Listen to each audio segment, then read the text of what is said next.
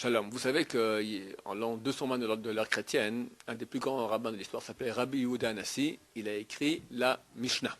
Qu'est-ce que c'est la Mishnah? C'est une compilation de toutes les paroles qui ont été dites par l'époque, par tous les Tanaïm, les rabbins, qui vont environ entre l'an moins 100 et l'an plus 200 de l'ère vulgaire. On appelle l'époque des Tanaïm. Et lui a pris toutes ces paroles des Tanaïm et il a pris toutes les paroles qui étaient vraiment des paroles sur lesquelles on pouvait compter. C'était certain qu'on avait plusieurs témoignages que ce rabbin dit ainsi. Et il a compulsé la Mishnah.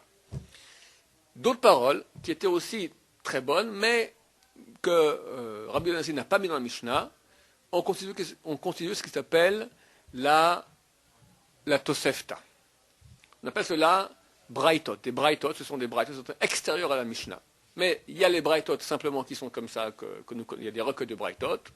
Et parmi les Braithot, il y a un recueil qui s'appelle la Tosefta, qui sont des Braithot qui sont de qualité meilleure que le reste des Braithot. Une Braïta, des fois, elle peut se tromper. La Gemara dit, elle est Meshabashta, elle est fausse, on ne peut pas compter dessus. Tosefta, très souvent dans la Gemara, on a des Braithot qui profèrent la Tosefta. Dans la Gemara, on peut voir, c'est tout à la fin de la Gemara, il y a le recueil des Tosefta. Vu que c'est une chose qui est moins connue que la Mishnah, donc il y a moins de commentaires. Mais néanmoins, vu qu'on voit que dans la Gemara, très souvent, on cite une Tosefta, c'est un livre très important.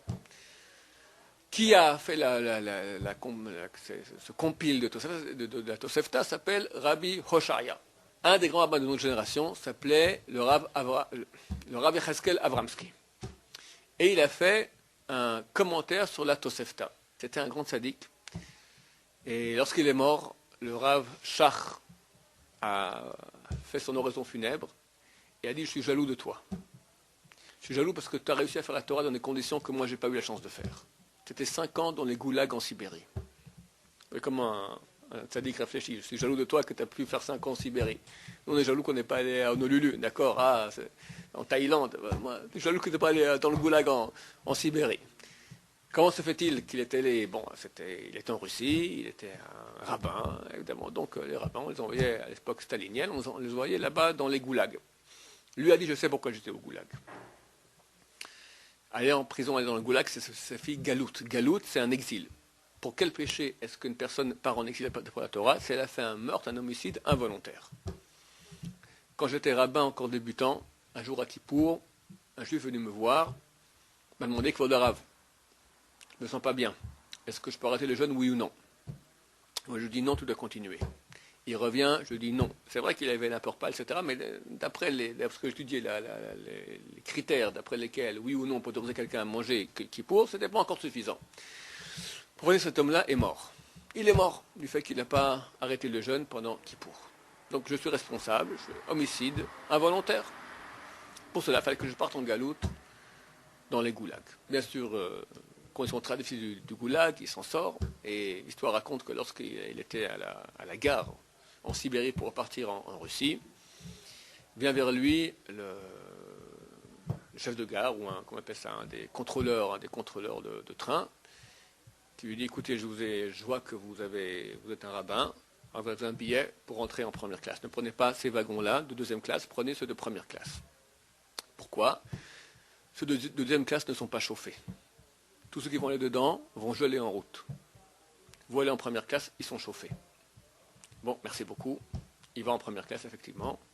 Et il voit, quand on arrive après le premier arrêt, il voit qu'on sort des corps gelés, morts, dans des wagons de deuxième classe. Il marche même que leur nom soit effacé de ces Russes, d'accord, même les prisonniers qui quittaient la Sibérie, qui devraient repartir maintenant, ils ont purgé leur peine, alors on les tuait en route comme ça, par l'arme russe préférée, le froid.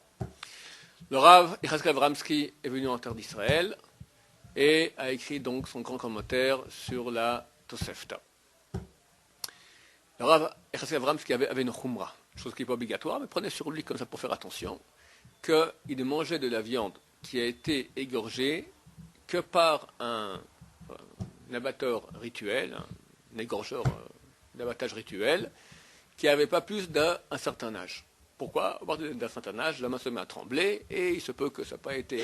C'est pas obligatoire, mais pour être certain que moi j'ai peur, je ne veux pas Il voulait être invité chez quelqu'un, chez un rabbin. Il lui dit, écoute, je viens chez toi, mais tu sais que dans cette ville, il y a deux abatteurs rituels. Un qui est jeune et un qui est plus vieux. Le plus vieux ne mange pas, je te demande de me faire de la viande que du jeune. Il dit, ok, c'est bon, tu peux compter sur moi, tu n'auras que du jeune. Bon, les jours passent, 1, 2, 3, 4, 5 jours. 6e jour, on amène le repas, il y a une sorte de soupe, comme ça, avec un peu de viande dedans, et tout à coup, il voit une fourmi qui flotte comme ça sur la soupe. Il ne se sert pas. Le rabbin lui dit, vous ne mangez pas de la soupe? Non, non, il y a une fourmi. Bon, ok, on va enlever la fourmi. S'il y a une fourmi dans une soupe, on peut manger la soupe, c'est pas. Il dit, moi je sais pourquoi la fourmi est venue. Vérifiez maintenant qui a fait l'abattage rituel. Est-ce que c'est l'abatteur jeune ou l'abatteur vieux? On allait vérifier, effectivement, c'est l'abatteur vieux. C'est une viande qui est venue de l'abatteur plus vieux. Du ciel, on a sauvé le Rav Echesk Avraham. Ce qui est bien que ce n'est pas une chose obligatoire, mais quand quelqu'un fait attention sur lui-même pour une chose, alors du ciel, on l'aide pour cette chose. Baruch Adonai, amen, bonne journée.